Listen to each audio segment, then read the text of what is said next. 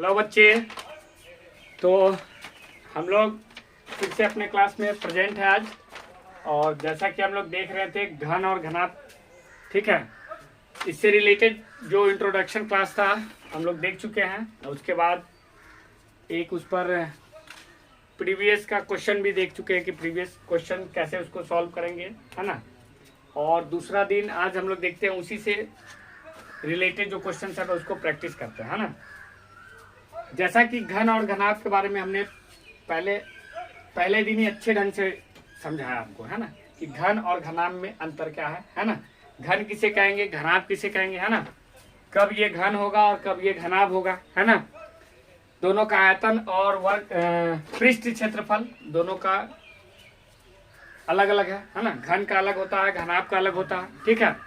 तो उसके हिसाब से हम देखते हैं कि आज जो एक प्रश्न हमने लिख रखा है, ठीक है, कि 4 मीटर ऊंचाई के एक वर्गाकार कमरे में जिसकी भुजा 6 मीटर है, जिसकी भुजा कितना है, 6 मीटर है, हवा का आयतन निम्नलिखित में कौन सा होगा, है ना।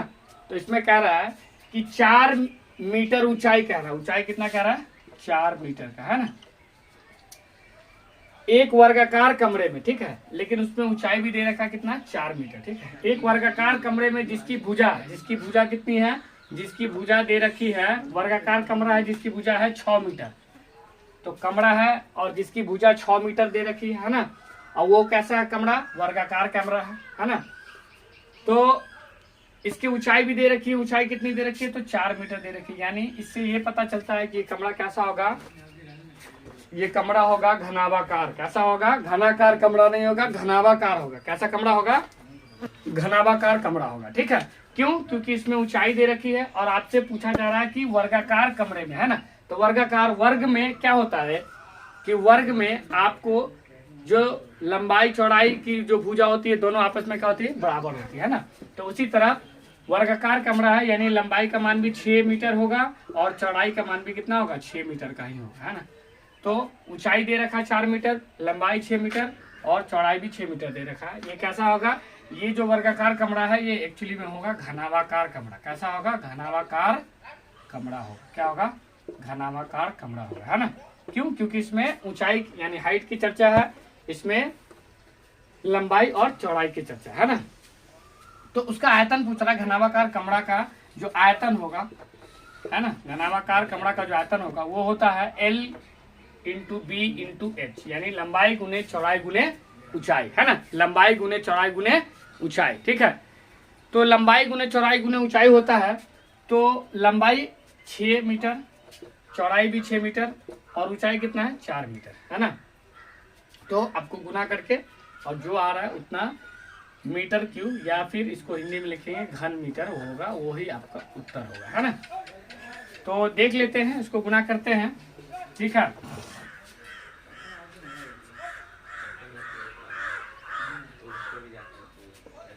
एक 144 आ रहा है, कितना आ रहा है, 144 घन मीटर कह सकते हैं। यानी आपका जो 4 ऑप्शन है उसमें चौथा ऑप्शन आपका आंसर होगा। क्या होगा, चौथा नंबर जो होगा वो आपका आंसर होगा, है ना।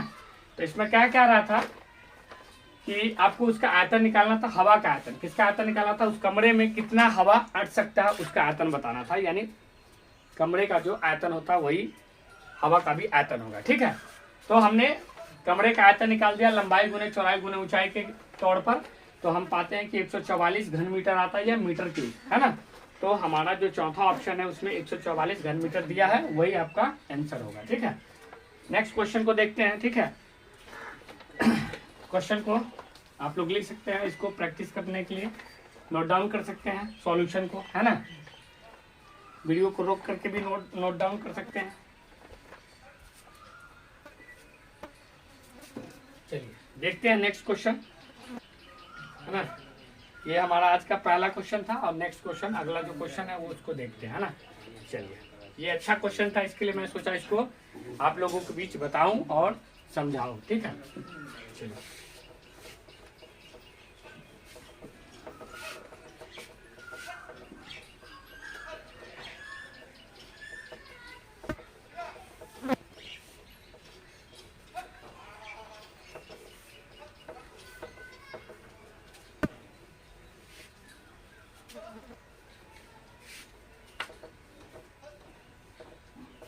चलिए नेक्स्ट क्वेश्चन लिखते हैं, क्वेश्चन नंबर 2। ठीक है, तो क्वेश्चन नंबर 2 में क्या दे रखा है? क्वेश्चन नंबर 2 में देखा है एक घनाभ का आयतन दे रखा है। क्या दे रखा है? एक घनाभ। क्या लिखा है? एक घनाभ, ठीक है, का आयतन। एक घनाभ का आयतन इसमें दे रखा है। कितना दे रखा है? 576 यानी 576 घन मीटर, है ना, घन मीटर या फिर इंग्लिश में मीटर क्यूब बोलिए, है ना। तो एक घनाभ का आयतन है 576 घन मीटर, है ना, है, ठीक है। और आधार वर्गाकार है, और आधार क्या है उसका? कैसा है आधार उसका? आधार कैसा है? वर्गाकार है। कैसा है आधार? वर्गाकार है। आधार कैसा है? वर्गाकार, है ना। आधार वर्गाकार है जिसकी एक भुजा क्या है? जिसकी एक भुजा जो है कि जिसकी एक भुजा 6 मीटर है। जिसकी एक भुजा क्या है? 6 मीटर है ना। तो घनाभ की ऊंचाई बता। तो घनाभ की ऊंचाई बताएं। तो घनाभ की क्या बताना है? ऊंचाई बताना है ना, यानी हाइट आपको बताना है कि घनाभ का हाइट क्या होगा, है ना। जिसमें क्या दे रखा है कि आपका आयतन दे रखा है। किसका आयतन है? घनाभ का आयतन है। किसका आयतन दे रखा है? घनाभ का आयतन दे रखा है बच्चों, ठीक है। तो घनाभ का आयतन 576 घन मीटर यानी 576 मीटर क्यूब आपको दे रखा है सवाल के हिसाब से, ठीक है। और आपसे पूछा क्या जा रहा है कि उसका ऊंचाई बताने के लिए, जबकि उसका आधार कैसा है? तो आधार है वर्गाकार, है ना, यानी घनाभ है लेकिन आधार कैसा है? वर्गाकार है इसका, ठीक है। तो वर्गाकार का मतलब क्या हो गया कि जितनी लंबाई और चौड़ाई दोनों का क्या होगा? दोनों का मान जो होगा वो बराबर होगा। दोनों का वैल्यू कितना होगा? सेम होगा, है ना। वर्गाकार अगर आपको आधार दिया है इसका मतलब हो गया कि जो लंबाई है वही क्या होगा? वही चौड़ाई भी होगी, ठीक है। तो कह रहा है कि आधार कैसा है? वर्गाकार है। आधार जो है वर्गाकार है। कैसा है? वर्गाकार है। तो जिसकी भुजा है 6 मीटर, यानी आप कह सकते हैं एल है 6 मीटर और बी भी कितना है? 6 मीटर, है ना। तो आपसे पूछ क्या रहा है? एल और बी तो दे दिया। क्यों? क्योंकि आधार कैसा है? आधार लिखा है वर्गाकार, इसके लिए एल और बी दोनों सेम होंगे, ठीक है। आधार क्या है? वर्गाकार है, इसके लिए एल और बी दोनों सेम रहेंगे, ठीक है। लंबाई और चौड़ाई, ठीक है। ऊंचाई आपसे पूछ ही रहा है और वॉल्यूम दे रखा। तो घनाभ का आयतन क्या होता है? L into B into H होता है ना, बराबर 576 यानी 576। तो 6 गुना 6 गुने एच तो आपको निकालना है, बराबर 576। तो एच बराबर हो जाएगा 576 भागा हो जाएगा 36, है ना। 36 से 576 में भाग दे दीजिए, ठीक है। 36 से 576 में भाग दीजिए, है ना। 36 माइनस करते हैं तो कितना आता है? 1 और ये हो जाता है 2 और ये हो जाता है 6 टाइम्स लगेगा, है ना, 216, ठीक है। ठीक है, तो इसका मतलब है कि हाइट हमें कितना मिल रहा है? 16, यानी ऊंचाई जो हमें आ रहा है वो 16 मीटर का यानी 16 मीटर का ऊंचाई आ रहा है। क्या आ रहा है? 16 मीटर का ऊंचाई आ रहा है, ठीक है। तो इस तरह से हम बड़ी आसानी से इस सवाल को भी हल कर लिए, ठीक है। कि आपको समझना कहाँ है? आपको सवाल में इस सवाल को देखने से और समझने की जरूरत कहाँ पर है? तो इस सवाल को समझना है आपको। मेन जो पॉइंट है कि इसका आधार कैसा है? वर्गाकार है। यही पॉइंट पर समझना है कि आधार कैसा है? वर्गाकार है। जब भी आपको किसी भी क्वेश्चन में आधार वर्गाकार दिया रहेगा तो सबसे पहले आपको उसकी लंबाई और चौड़ाई दोनों को इक्वल कर लेना है, क्योंकि आधार वर्गाकार है तो लंबाई और चौड़ाई दोनों इक्वल हो जाएगा। क्यों? क्योंकि वर्ग की लंबाई वाली भुजा और चौड़ाई वाली भुजा अगर देखेंगे तो दोनों क्या होती है? आपस में बराबर होती है, ठीक है। उसके हिसाब से हम कह सकते हैं कि आधार वर्गाकार है तो लंबाई और चौड़ाई दोनों क्या होगा? आपस में बराबर होगा, ठीक है। इस तरह से हम इसका हाइट निकाल लिए, ठीक है। चलिए देखते हैं नेक्स्ट क्वेश्चन देखते हैं इसका कि किस तरह से नेक्स्ट क्वेश्चन को सॉल्व करेंगे। क्वेश्चन लेते हैं। आज हम सोचे हैं कि जितने भी कुछ बढ़िया लेवल के क्वेश्चन है उसको सॉल्व कराया जाए, ठीक है, जो आपके बहुत ही जरूरत का चीज है ना। अगर आप इस लेवल के क्वेश्चन को सॉल्व कर पाते हैं, ठीक है, प्रैक्टिस करके मेरे द्वारा जो भी वीडियो बताया जा रहा है, जो भी टॉपिक्स को पढ़ाया जा रहा है, उसको प्रैक्टिस कर करके, उसको पढ़ करके, अगर आप बार बार वीडियो को देख करके, पढ़ के, रिवीजन करके, अगर आप जितना ज़्यादा क्वेश्चन को प्रैक्टिस करते हैं, है ना, किसी भी बुक से, ठीक है, तो आपका वो मैथमेटिक्स आपके काम में जरूर आएगा, है ना। और आप इस लेवल के क्वेश्चन को अगर बना पाते हैं तो इससे जो भी थोड़ा सा टफनेस जो कम रहता है, जो जिसका लेवल थोड़ा सा कम रहता है, उस तरह के क्वेश्चन डायरेक्टली जो क्वेश्चन पूछा जाता है आराम से बना लीजिएगा, है ना। तो प्रैक्टिस जरूरी है। मैथ में जितना ज्यादा प्रैक्टिस करेगा उतना ज्यादा मास्टर बन गया, है ना। तो मैथ का मेन जो मोटो होता है वो प्रैक्टिस, ठीक है। ठीक है, जैसे कहा जाता है कि अगर आपको कोई भी चीज चलाने के लिए सीखना है तो उसका प्रैक्टिस जरूरी है ना। जैसे बाइक हो या 4 व्हीलर हो, कोई भी चीज है, या साइकिल हो, है ना, अगर आपको चलाने के लिए सीखना है तो उसको रोज डेली आप प्रैक्टिस करते हैं ना, 1 घंटा 2 घंटा 3 घंटा, जितना आपके पास समय है उसके हिसाब से। उसी तरह मैथमेटिक्स आपको सीखना है तो आपका प्रैक्टिस ही आपको सिखाएगा और अच्छा बनाएगा मैथमेटिक्स में। जितना ज्यादा प्रैक्टिस करिएगा उतना अच्छा और उतना बेटर बनिएगा, है ना। चलिए नेक्स्ट क्वेश्चन देखते हैं। तीसरा क्वेश्चन है,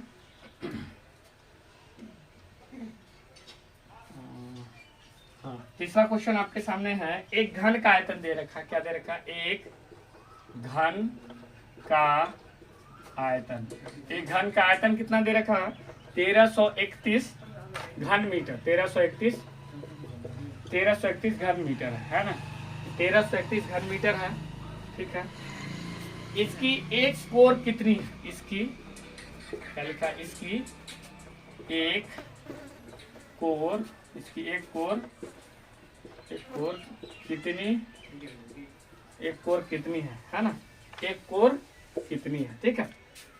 मतलब यहाँ पर दे रखा है कि इसकी एक कोर कितनी है, मतलब घन का आयतन दे रखा है। सवाल क्या है, एक घन का आयतन 1331 घन मीटर है ना, तो इसकी एक कोर कितनी है। कोर का मतलब भी होता है भुजा, किनारा, है ना, इंग्लिश में साइड कह लीजिए, है ना। तो आप इसे समझ सकते हैं या एज कर लीजिए, कह लीजिए, है ना। तो आयतन दे रखा घन का, क्या दे रखा, घन का आयतन दे रखा, घन का जो है वो आयतन दे रखा। घन का आयतन कितना है, घन का आयतन दे रखा 1331 मीटर का क्यूब, है ना।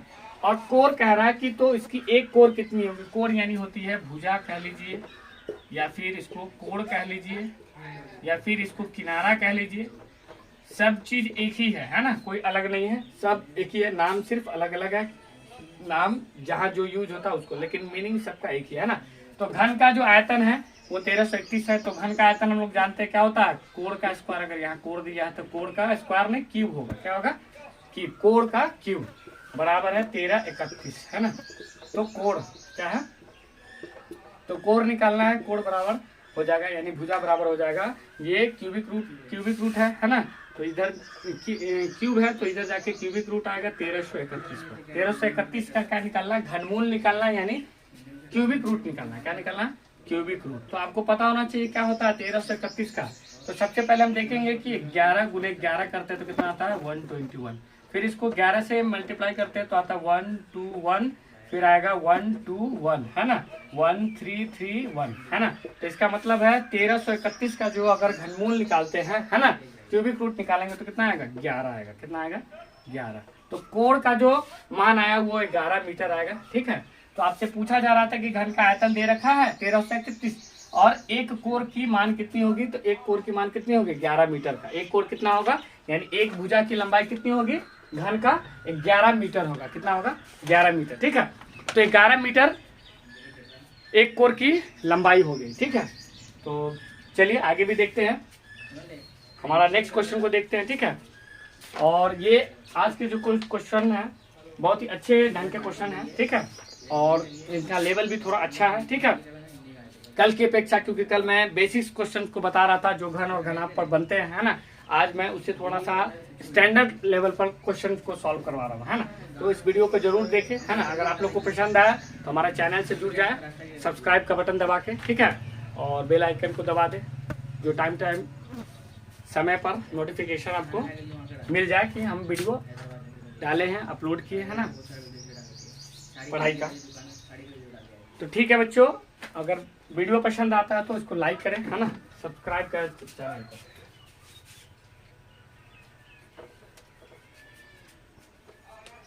इसको मिटाते हैं और भी कुछ क्वेश्चन देखते हैं, ठीक है। कुछ क्वेश्चंस और भी देखते हैं। तीसरा क्वेश्चन हो गया और कुछ क्वेश्चंस को देखते हैं। चलिए इसको मिटाते हैं।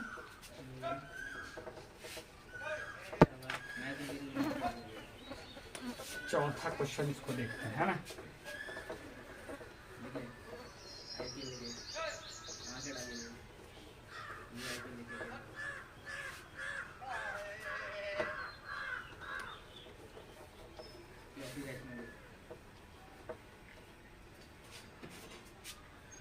क्वेश्चन नंबर 4 है ना, 4th नंबर क्वेश्चन है हमारा, ठीक है।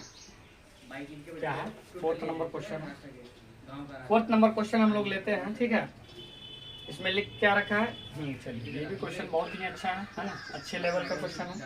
यदि किसी, क्या लिखा है, यदि किसी घनाकार, यदि किसी घनाकार, है ना, घनाकार पिंड, यदि किसी घनाकार पिंड के विकर्ण, यदि किसी घनाकार पिंड के विकर्ण की लंबाई, यदि किसी घनाकार पिंड के विकर्ण की लंबाई, विकर्ण के पिंड, घनाकार पिंड के विकर्ण की लंबाई 5√3 मीटर है ना, मीटर है, तो उसका पहला लिखा है पृष्ठ क्षेत्रफल। क्या लिखा है, पहला पृष्ठ क्षेत्रफल, और दूसरा में लिख रखा है क्या निकालना है, आयतन ज्ञात करें। दूसरा क्या निकालना है, आयतन ज्ञात करें, ठीक है, आयतन ज्ञात करें, ठीक है। तो दे रखा है यदि किसी घनाकार पिंड के विकर्ण की लंबाई, इसमें क्या दे रखा है, घनाकार पिंड के विकर्ण की लंबाई, ठीक है, 5√3 मीटर है, तो उसका सबसे पहले क्या निकालना है हमको, पृष्ठ क्षेत्रफल, और दूसरा में क्या निकालना है आपको, आयतन निकालना है ना। तो हमको दे क्या रखा है, पहले उसको देखेंगे। तो ये विकर्ण दे रखा है, क्या दे रखा है, विकर्ण की लंबाई यानी घन का विकर्ण दे रखा है। किसका विकर्ण है, घनाकार पिंड है यानी घन का विकर्ण दे रखा है आपको। तो घन का विकर्ण कितना दे रखा है, घन का विकर्ण दे रखा है 5√3 मीटर। कितना है, 5√3 मीटर, ठीक है। घन का विकर्ण है 5√3 मीटर। तो घन का विकर्ण का फॉर्मूला होता क्या है, तो हम इसको लिखते हैं √3 गुने भुजा। क्या लिखते हैं, √3 गुने भुजा, है ना। और भुजा को हम एल से सूचित करते हैं, है ना। तो हम सीधा लिख सकते हैं √3 गुने एल, है ना। तो 5√3, ठीक है। तो इसको हम लिख सकते हैं एल बराबर क्या लिख सकते हैं, 5√3 और बटा हो जाएगा √3। √3 से √3 को कैंसिल करेंगे। एल यानी भुजा की जो लंबाई है ना, वो कितनी है, 5 मीटर की। भुजा की लंबाई कितनी होगी, 5 मीटर, ठीक है। तो हम सबसे पहले जो दिया गया है घन का विकर्ण, उसके द्वारा हम क्या निकाल लिए, इसकी भुजा निकाल लिए। क्या निकाल लिए, भुजा निकाल लिए, है ना। भुजा को ही हम एल से सूचित करते हैं और एल का मान हमारा 5 मीटर आया। तो पहला में हमसे क्या पूछा जा रहा है, जो फर्स्ट है उससे पूछा जा रहा है पृष्ठ क्षेत्रफल। क्या पूछा जा रहा है, पृष्ठ क्षेत्रफल यानी सरफेस एरिया हमसे पूछा जा रहा है। किसका, तो घन का सरफेस एरिया होता है 6 × L², है ना। यानी 6 गुने भुजा का स्क्वायर, 6 गुने भुजा का स्क्वायर होता है। कितना होता है, 6 गुने भुजा का स्क्वायर होता है ना, 6 गुने भुजा का स्क्वायर होता है, ठीक है। तो हम गुना करेंगे 6 × 5 का स्क्वायर करेंगे, है ना। तो क्या हो जाएगा, 6 गुने 5 का स्क्वायर होता है 25, तो हो जाएगा 5 का स्क्वायर कितना होता है, 25 होता है। तो 25 छक्का 150 होता है। कितना होता है, 25 छक्का 150 हो जाएगा मीटर। एरिया पूछा जा रहा है तो एरिया में स्क्वायर होता है ना, इसका यूनिट होता है 150 मीटर स्क्वायर, इसका आंसर आ जाएगा, ठीक है। तो सरफेस जो एरिया पूछा जा रहा है, जो पृष्ठ क्षेत्रफल पहले में पूछा जा रहा है किसका, घनाकार पिंड का, वो हो जाएगा 150 मीटर स्क्वायर। कितना होगा, 150 मीटर स्क्वायर, ठीक है। और बी नंबर में इसका आयतन पूछा जा रहा है। क्या पूछा जा रहा है, वॉल्यूम। तो घनाकार पिंड का जो वॉल्यूम होता है वो एल का क्यूब होगा, यानी 5 का क्यूब करेंगे। 5 का क्यूब करेंगे तो 125 आएगा। कितना आएगा, 125। कितना आ जाएगा, 125 आ जाएगा, क्या, मीटर का क्यूब। 125 मीटर का क्यूब, ठीक है, 125 मीटर का क्यूब, ठीक है।